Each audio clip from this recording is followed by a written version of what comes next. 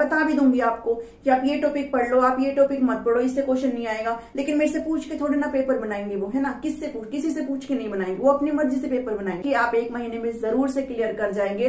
लेकिन उस दिन का वेट मत करिए जब कोई आपको ये कहेगा कि 10 दिन में कैसे क्लियर कर सकते हैं। 10 दिन में किसी का पेपर क्लियर नहीं होता। Hello everyone, I welcome you all on this learning platform of teaching goals. उम्मीद है आप सभी लोग अच्छे होंगे। आज की इस वीडियो में बात करने वाली हूँ एचटेट टीजीटी साइंस की प्रिपरेशन को हम कैसे करें, क्योंकि आपके पास सिर्फ 1 ही महीने का टाइम बचा है, इससे ज्यादा आपके पास टाइम नहीं है। तो इस 1 महीने में आपको साइंस की प्रिपरेशन स्पेशली कैसे करनी है, ये मैं आपको इस वीडियो में आज बताने वाली हूँ। उससे पहले अगर आप चैनल पर नए हैं तो आप इस चैनल को जरूर सब्सक्राइब कर लें, क्योंकि मैं आपको इन्फॉर्मेशनल वीडियोज यहाँ पे प्रोवाइड करती हूँ जो आपको बहुत हेल्पफुल होने वाली है। ठीक है, तो चलिए वीडियो को शुरू करते हैं।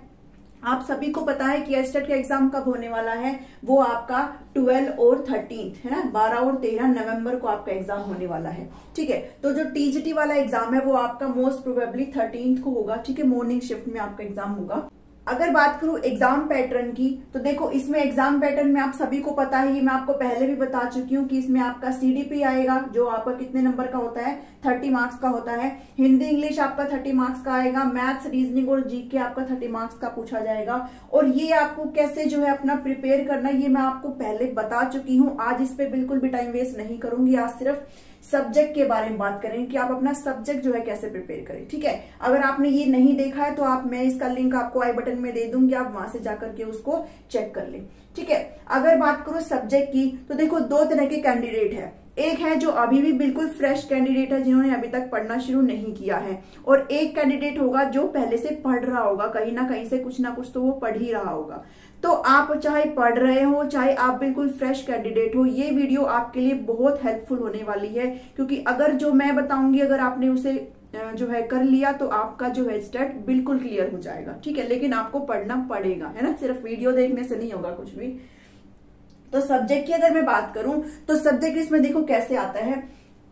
इसमें जो है आपको बायो भी पढ़ना है, फिजिक्स भी इसमें पढ़ना है आपको, और इसमें आपको केमिस्ट्री भी पढ़ना है। ठीक है, इसमें आपको तीनों सब्जेक्ट पढ़ना है। अब कुछ स्टूडेंट ऐसे होते हैं जिनको बायो से नफरत होती है ना, जिनको बायो पसंद नहीं होती है। मुझे भी नहीं पसंद है ना, इतना भी नहीं कि ज्यादा ही नहीं पसंद है, पढ़ सकती हूँ मैं, लेकिन मुझे इतना पसंद नहीं है।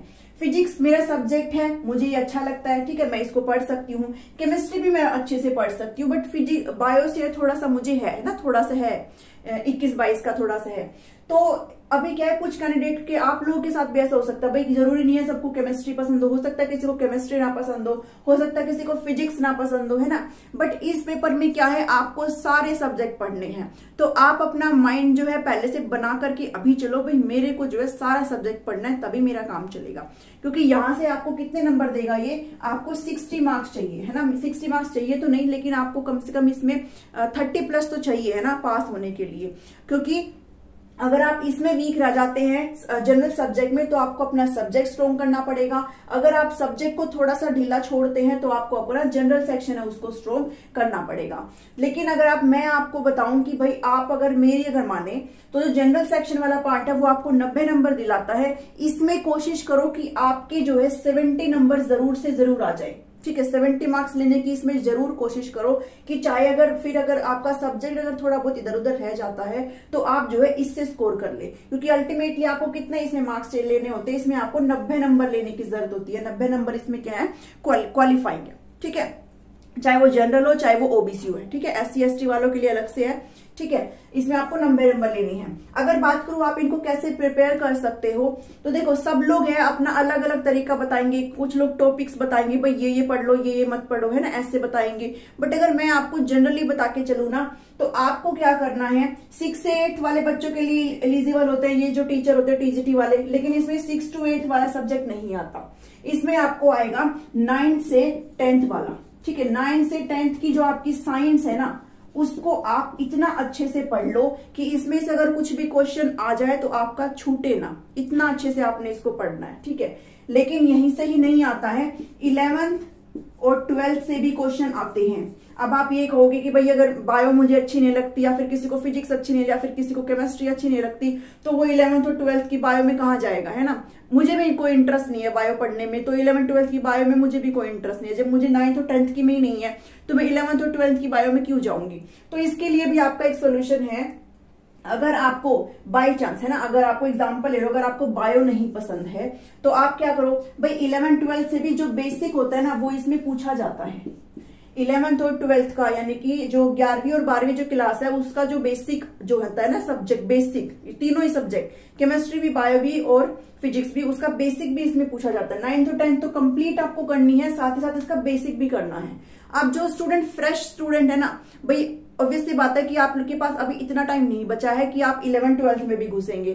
तो आप क्या करो, आप 9th और 10th को पढ़ो। 9th और 10th की अगर आप एनसीईआरटी उठाओगे ना, आप कोशिश करो या तो एनसीईआरटी को पूरा अच्छे से रीड करो, या फिर जो भी बुक स्पेसिफिक, जो भी पर्टिकुलर बुक आपने अपने टाइम पे पढ़ी है ना, वो आपके पास जरूर होगी, उनको उठा लो, ठीक है। या फिर आप नई बुक्स को परचेज कर लो, ठीक है। तो आप क्या करो, उन बुक्स को ना अच्छे से पढ़ो, उसके सारे चैप्टर पढ़ो। 9th में अगर मैं गलत नहीं हूं तो शायद 15 या फिर 16 चैप्टर है टोटल सारे में, बायो में भी, केमिस्ट्री फिजिक्स सब में मिला करके, एनसीईआरटी की अगर बात करूं तो शायद 15 से 16 चैप्टर है इसमें। और अगर 10th में बात करूं तो शायद इतने ही है, आई थिंक 16 चैप्टर है, ठीक है। एक तो इधर उधर हो सकता है अगर मुझे ध्यान नहीं है तो, बट होंगे इतने ही चैप्टर। तो अगर मान के चलो इधर अगर 16 है और इधर अगर 16 है, तो ये कितने चैप्टर हो गए, 32 चैप्टर हो गए हैं, ठीक है। अगर आप एक दिन में भी एक चैप्टर अगर आप निपटाते हैं, तो आप आराम से इसको पढ़ लेंगे 9th और 10th को, ठीक है।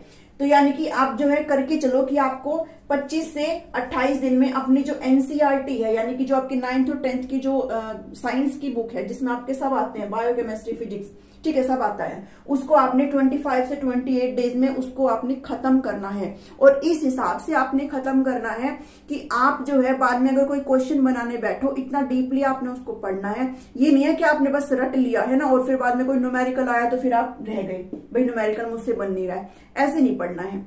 आपको ऐसे पढ़ना है, इतना अच्छे से कॉन्सेप्ट आपको आने चाहिए कि अगर उससे रिलेटेड कोई न्यूमेरिकल आपके पास आए तो आपको पता होना चाहिए कि इसमें ये फॉर्मूला लगेगा और ये जो क्वेश्चन ये ऐसे सोल्व होगा, ठीक है। आपने इतने अच्छे से पढ़ना है। अगर 11th 12th में नहीं जाना है तो, और अगर आप ऐसे कैंडिडेट है कि आप अच्छे से अभी पढ़ रहे हैं, अभी आपने शुरुआत कर दी है, तो ऑब्वियसली बात, आपने 9th और 10th तो पढ़ने लगी गए होंगे ना। तो अगर 9th और 10th किसी ने पढ़ भी ली है, तो आप 11th 12th को भी पढ़ सकते हैं। और अगर किसी को बायो पसंद नहीं है, या फिर मान लो जैसे मेरा सब्जेक्ट फिजिक्स है, तो मैं क्या करूंगी कि भाई 11th 12th का फिजिक्स पढ़ लूंगी, इससे भी काम चल जाएगा। जिसका सब्जेक्ट केमिस्ट्री है, तो वो आप क्या करो भाई, केमिस्ट्री पढ़ लो 11th 12th की, बायो को रहने दो। और जो भी बायो में इंटरेस्ट ज्यादा रखते हैं, तो वो क्या करो, अपना बायो को पढ़ लो, है ना, 11th 12th। इससे भी आपको हेल्प तो कुछ ना कुछ तो हेल्प होगी ना, कुछ ना कुछ तो हेल्प होगी।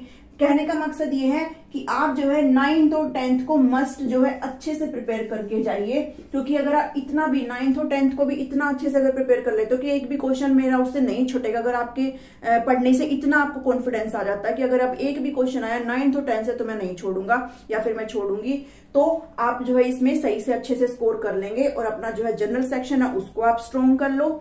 और 11th 12th में अगर जाना चाहते हो, जो बच्चे पढ़ाई में थोड़े अच्छे हैं, जिनको पढ़ने का शौक है ना, जो कर सकते हैं, जिनको लगता है हाँ मैं कर लूंगा, तो आप 11th 12th का बेसिक भी अच्छे से पढ़ करके जाइए। अगर आप इतना पढ़ लेते हैं तो आप जो है आराम से इसमें अच्छा स्कोर कर जाएंगे सब्जेक्ट में, ठीक है। ये है मेन बात, ठीक है, जो मैं अपने खुद के एक्सपीरियंस से आपको बता रही हूँ। अब बहुत से लोग हैं जो आपको ये कहेंगे उस बुक से पढ़ लो, वो बुक खरीद लो, उसकी बुक खरीद लो, इस पब्लिकेशन की बुक ले लो। मैं आपको बिल्कुल भी ऐसी चीज नहीं बोलूंगी। आप जिस भी रेफरेंस बुक से आपने खुद से पढ़ाई करी है, आप या तो उससे पढ़िए या फिर आप एनसीईआरटी को पिक करिए, कि एनसीईआरटी जो है एक बेस्ट सॉल्यूशन होता है हर चीज का। अगर आप एनसीईआरटी अच्छे से पढ़ लेते हैं ना, तो आपका हो जाएगा, ठीक है। एनसीईआरटी को अच्छे से पढ़ो, मैं आपको बुक के लिए ये सजेस्ट करूंगी। उसके बाद आते हैं कि आपने क्वेश्चन कहाँ से बनाने हैं। आपने 9th और 10th को अच्छे से पढ़ लिया, 11th 12th पढ़ना चाहते हो तो वहां से भी बेसिक, यानी कि जो लो लेवल का है थोड़ा वो पढ़ो, ठीक है। उसके बाद आप क्या करो, एमसीक्यूज बनाओ, जो प्रीवियस ईयर क्वेश्चन है ना, पीवाईक्यूज, PYQs बना के चले जाओ, PYQs बना लो 4 से 5 साल के, पिछले जो 4 से 5 साल के PYQs है उनको आप बना करके चले जाओ। कोई नहीं आपका पेपर रोक सकता, आपका पेपर आराम से क्लियर होगा। ठीक है, आपको इतना करना है। लेकिन जो बचा हुआ ये 1 मंथ है ना, इसमें आपको जम करके अच्छे से काम करना है, अच्छे से पढ़ाई करनी है, क्योंकि आपको इसमें करीब करीब 5 से 6 घंटे आपको आप डेली दो इसमें, क्योंकि अगर आप फिर बिल्कुल फ्रेश कैंडिडेट है ना, तो आपको ये भी पढ़ना है, ये जो 3 चीजें ये भी आपने पढ़नी है, साथ ही साथ आपको आपका सब्जेक्ट भी पढ़ना है। ठीक है, 9th और 10th आपको 25 से 28 डेज में खत्म करना है अगर आप एक फ्रेश कैंडिडेट है तो। और अगर आप पढ़ रहे हैं तो आप इसको आराम से जो है कर लेंगे, कोई इतनी बड़ी बात नहीं है। अगर आप फ्रेश कैंडिडेट हैं तो एक दिन में एक चैप्टर आप कम से कम करने की सोचे, ज्यादा भी आप कर सकते हैं, क्योंकि चैप्टर जो है बिल्कुल भी इतने डिफिकल्ट नहीं है। अगर आप TGT दे रहे हैं तो ऑब्वियसली बात है कि आप ग्रेजुएशन हो या फिर आप PG भी हो। ठीक है, PG भी आप हो सकते हो, पोस्ट ग्रेजुएट भी हो सकते हो। तो अगर आप सिलेबस उठा करके देखोगे ना, तो इतना इजी सिलेबस होता है कि आप एक दिन में एक चैप्टर आराम से कर सकते हैं, एक दिन में एक यूनिट आराम से निपटा सकते हैं। जैसे 10th में एक इलेक्ट्रिसिटी का चैप्टर आता है फिजिक्स के अंदर, तो वो इतना इजी होता है कि आप उसको एक दिन में आराम से कर सकते हो। ठीक है, ऐसा नहीं है कि आपने उसको भी टुकड़ों में तोड़ लिया कि हाँ मैं इसको 4 दिन में खत्म करूंगा या फिर मैं इसको 6 दिन में खत्म करूंगी। ठीक है, ऐसे नहीं है। एक दिन में एक चैप्टर जरूर करो, और अभी से करो और आज से ही करो, तब जाकर के आपका ये सब्जेक्ट जो है तैयार होगा। ठीक है, सिर्फ वीडियो देखने से कुछ नहीं होगा, आपको जो है अपनी खुद की मेहनत भी करनी पड़ेगी। ठीक है, वीडियो तो आपको बहुत सारे यूट्यूब प्लेटफॉर्म पे मिल जाएंगी जो आपको ये भी बताएंगे 10 दिन में कैसे प्रिपेयर करना है, जो आपको ये भी बताएंगे 5 दिन में कैसे आप पढ़ सकते हो। ऐसे कुछ नहीं होता, इससे कुछ पेपर जो है क्वालिफाई नहीं होता है। पेपर तभी क्वालिफाई होएगा जब आप क्या करेंगे, सेल्फ, है ना, खुद से आप मेहनत करेंगे। वीडियो के थ्रू हम लोग सिर्फ आपको ये बता सकते हैं कि भाई आप ऐसे पढ़ो तब आप क्लियर कर जाओगे, और खुद के एक्सपीरियंस के बेस पे भी बताते हैं। तो क्या है, अगर आप उसको सेल्फ अगर अप्लाई नहीं करोगे तो फिर बात नहीं बनेगी। ठीक है, तो आपको जो है पढ़ना है, और मैंने आपको बता दिया कि आपको कैसे पढ़ना है। अब आप ये पूछोगे कि मैम टॉपिक बता दो, बहुत से लोग हैं आपके ये भी कहेंगे कि भाई ये टॉपिक पढ़ो, वो टॉपिक पढ़ो, इसे छोड़ दो, उसे छोड़ दो। देखो सिलेबस कुछ भी एस्टेट वालों ने, आप ऑफिशियल साइट पे अगर विजिट करोगे आपको कहीं पर भी कुछ भी ऐसा कोई मतलब परमानेंट कोई सिलेबस नहीं मिलेगा आपको।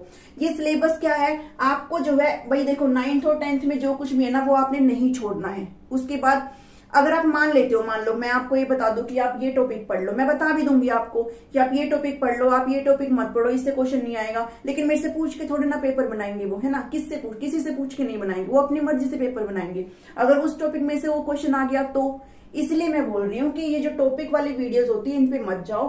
अपना जो सिलेबस है ना 9th और 10th का NCERT का या फिर जो भी आपकी रेफरेंस बुक है उनको अच्छे से कंप्लीट रीड कर मारो। ठीक है, इतना अच्छे से पढ़ लो कि आप जो है अपने आप में आपका जो सेल्फ कॉन्फिडेंस है वो डेवलप हो जाए कि अब अगर एक भी क्वेश्चन आया तो मैं उसको नहीं छोड़ूंगा। ठीक है, अभी इतना ही है वीडियो में। आई होप कि आपकी कुछ हेल्प हुई होगी, और अगर आपकी हेल्प हुई है, आपको लगता है कि हाँ मैंने कुछ अच्छी आपको इन्फॉर्मेशन जो चीजें वो प्रोवाइड करी है, तो आप इस वीडियो को जरूर लाइक करें, चैनल को सब्सक्राइब कर ले, क्योंकि ऐसी इन्फॉर्मेशनल वीडियोस मैं आपको हमेशा प्रोवाइड करती हूँ और करती रहूंगी। ठीक है, चलिए आज इतना ही। आप अपनी मेहनत को कंटिन्यू रखिए, आप 1 महीने में जरूर से क्लियर कर जाएंगे। लेकिन उस दिन का वेट मत करिए जब कोई आपको ये कहेगा कि 10 दिन में कैसे क्लियर कर सकते हैं। 10 दिन में किसी का पेपर क्लियर नहीं होता।